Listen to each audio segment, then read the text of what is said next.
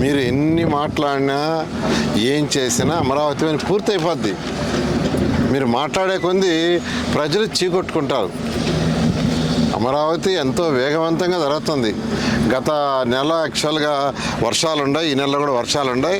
జనరల్గా వర్షాలు ఉన్నప్పుడు ఎక్కడైనా కన్స్ట్రక్షన్ వరకు మాకు ఇల్లు కట్టుకుంటున్నా మనం కొద్ది రోజులు ఆగుతుంది. అలాగే ఈ నెలలో కొంత స్లో అయిన మాట వాస్తవమే.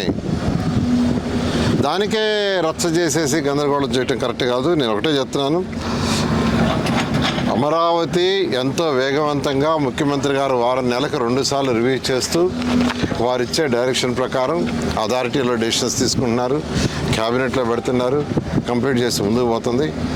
ఈ బ్రిడ్జ్ ఏదైతే ఇప్పుడు వాటర్ యాక్చువల్ స్టాక్ అయిందో దాన్ని కొద్దిగా బైపాస్ చేస్తున్నారు. యాక్చువల్గా పక్కన కాలువ తవ్వి, ఎందుకంటే వర్షాల సీజన్ అయిపోతేనే ఈ బ్రిడ్జి కింద ఉన్న మట్టి 25 అడుగులు తీయగలరు, ఇప్పుడు తీలేరు. అందువల్ల బైపాస్ చేయడానికి యాక్చువల్గా సిఆర్డీ వాళ్ళు అటు నేషనల్ హైవే వాళ్ళతోనూ ఆ కాంట్రాక్టర్తో కూడా మాట్లాడి యాక్చువల్గా చేస్తున్నారు. బహుశా సాయంకాలానికి అది పూర్తయితే వాటర్ కంప్లీట్గా ఫ్లో అయిపోతుంది.